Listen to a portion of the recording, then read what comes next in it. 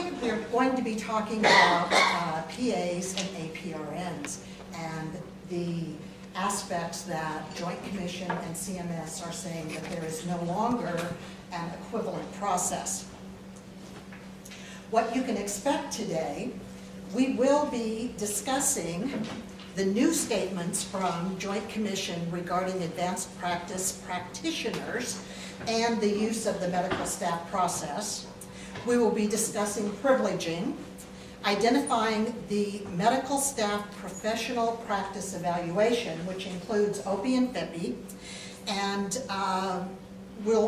I've got some attachments in terms of examples and tools.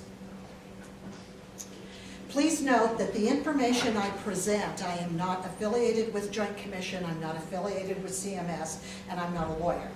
And any of the information that you utilize, you need to make sure that you are in compliance with your own bylaws, with your state regulations. I'm more familiar with Colorado regulations than I am with Texas regulations, and you need to make sure that you are in compliance with the Joint Commission standards as you interpret them. I think in the last few years, more than a few years, a lot of us have really looked to Joint Commission as being the primary compliance organization. And I think we've fallen off a little bit in terms of CMS. And CMS is very rapidly rising to the front and making statements as to what they interpret the standards to mean. And if you accept Medicare or Medicaid patients, you have to be in compliance with CMS.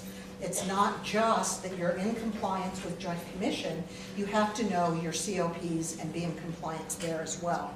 So that's part of what we're talking about today.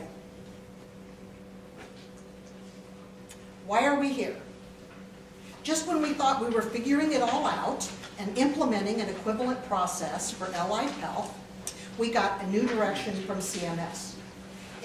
Our 2011 standards came out, and then in January of this year, the Joint Commission published what they called the booster pack. If any of you don't have the booster pack, write down in great big letters at the top and front page, you need to go get it and you need to look at it, because it's Joint Commission's outline for OPI and FIPI. And it's in the booster pack that Joint Commission has made their statements related to equivalent process. They do not, in the booster pack, include information about timelines and when it has to be implemented, but John Herringer has stated that once it was published, those surveys that occurred after publishing, there was expected compliance.